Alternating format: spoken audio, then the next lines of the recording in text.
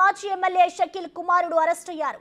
ప్రజాభవన్ వద్ద జరిగిన రోడ్డు ప్రమాదంలో కేసులో రాహేల్ ప్రధాన నిందితుడిగా ఉన్నారు. రోడ్డు ప్రమాదం జరిగిన తర్వాత షకీల్ తనయుడు దుబాయ్కు పారిపోయాడు. రాహేల్ పై పోలీసులు ఇప్పటికే లుకౌట్ నోటీసులు జారీ చేశారు.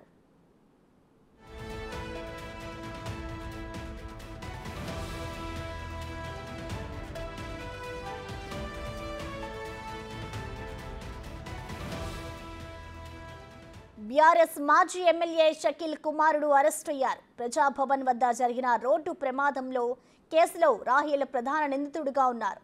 అయితే రోడ్డు ప్రమాదం జరిగిన తర్వాత షకీల్ తనయుడు దుబాయ్కి పారిపోయాడు. రాహేల్ పై పోలీసులు ఇప్పటికే లుకౌట్ నోటీసులు జారీ చేశారు.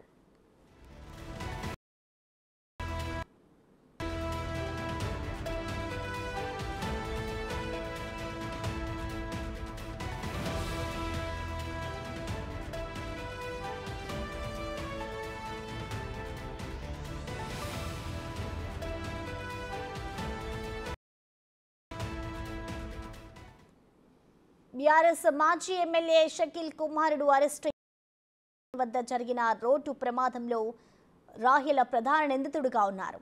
రోడ్డు ప్రమాదం జరిగిన తర్వాత షకీల్ తనయుడు దుబాయ్కి పారిపోయాడు. అయితే రాహేల్ పై పోలీసులు ఇప్పటికే లుకౌట్ నోటీసులు కూడా జారీ చేశారు.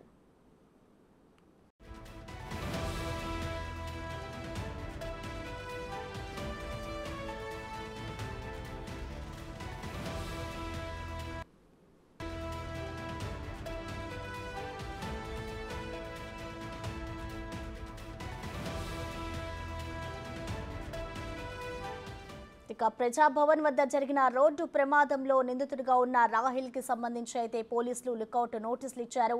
ఈ కేసులో ప్రధాన నిందితుడిగా ఉన్న షకీల్ కుమారుడైతే అరెస్ట్ అయ్యారు. ప్రజాభవన్ వద్ద జరిగిన రోడ్డు ప్రమాదంలో రాహేల్ ప్రధాన నిందితుడిగా ఉన్నారు. ఈ రోడ్డు ప్రమాదం జరిగిన తర్వాత షకీల్ దుబాయ్ పారిపోయాడు. ఆ తర్వాత రాహేల్ పై నోటీసులు లుకౌట్ నోటీసులు కూడా జారీ చేశారు. ప్రజాభవన్ దగ్గర భారీ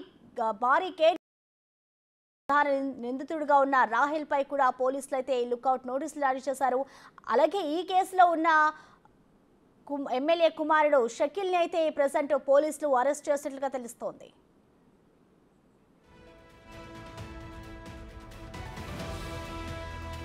ఇదే అంశానికి సంబంధించిన మరింత సమాచారాన్ని మా అసోసియేట్ ఇన్పుట్ ఎడిటర్ నగేష్ అందిస్తారు. నగేష్, టీఆర్ఎస్ మాజీ ఎమ్మెల్యే షకీల్ కుమారుడు రాహేల్ ని పోలీసులు అరెస్ట్ చేశారు. ఈ మధ్యనే హైకోర్టుకు వెళ్లారు. ఎందుకంటే తనను అరెస్ట్ చేయకూడదు, తన అరెస్ట్ పైన పోలీసులు నిరోధించాలని చెప్పి కోర్టుకు వెళ్లడంతో ఈ నెల 23 కోర్టు కూడా ఖచ్చితంగా మీరు విచారణకు హాజరు కావాల్సిందే, విచారణకు హాజరైన తర్వాతనే తదుపరి పరిణామాలను పోలీసులు చూసుకుంటారని చెప్పి కోర్టు చెప్పింది. ఈ నేపథ్యంలోనే రాహేల్ ఇవాళ ఉదయం పూట దుబాయ్ నుంచి వస్తున్నట్టుగా పోలీసులకు సమాచారం ఉంది. ఆ క్రమంలోనే ఎయిర్పోర్ట్ కు రాగానే, శంషాబాద్ ఎయిర్పోర్ట్ కు రాగానే రాహేల్ ని అరెస్ట్ చేశారు. ఇప్పటికే రాహేల్ పైన లుకౌట్ నోటీసులు జారీ చేశారు. గతంలో కూడా బంజారాస్ రోడ్ నెంబర్ 45 లో కూడా రాహేల్ కారు నడుపుతూ ఒక వ్యక్తిని ఢీకొట్టడంతో, అంటే యాచకుని ఒక అడుక్కునే వ్యక్తిని ఢీకొట్టడంతో అతను చనిపోయాడు. అప్పుడు తాజాగా ఆ కేసును కూడా ప్రస్తుతం పోలీసులు నమోదు చేశారు. సో గత 3 నెలలుగా ఈ వ్యవహారం జరుగుతుంది. ప్రజాభవన్ వద్ద జరిగిన రోడ్డు ప్రమాదానికి సంబంధించి నిందితుడిగా రాహేల్ ఉన్నారు.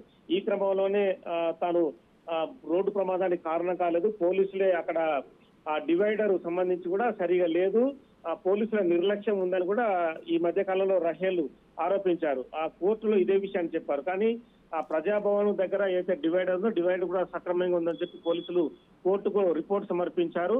తప్పనిసరి పరిస్థితులు ఇక తాను దుబాయ్ లో ఉంటే కనుక తీవ్ర చర్యలు ఉంటాయని చెప్పి భావించినట్టుగా తెలుస్తుంది. ఈ క్రమంలోనే అడ్వకేట్ సూచనల మేరకు, తన తండ్రి సూచనల మేరకు కూడా రాహేల్ దుబాయ్ నుంచి హైదరాబాద్ కు వచ్చారు. రాహేల్ ని ప్రస్తుతం పంజగుట్ట పోలీసులు అరెస్ట్ చేశారు. తదుపరి రిమాండ్ కు పంపించే అవకాశం కనిపిస్తుంది. రిమాండ్ కోర్టు యథావిధిగా కోర్టు ఇస్తుంది. తదుపరి రాహేల్ ని ఒక వారం రోజుల పాటు కస్టడీకి ఇవ్వాలని చెప్పి కూడా పంజగుట్ట పోలీసులు కస్టడీ పిటిషన్ కూడా కోర్టులో దాఖలు చేసే అవకాశం ఉంది. Right, thank you Nagesh.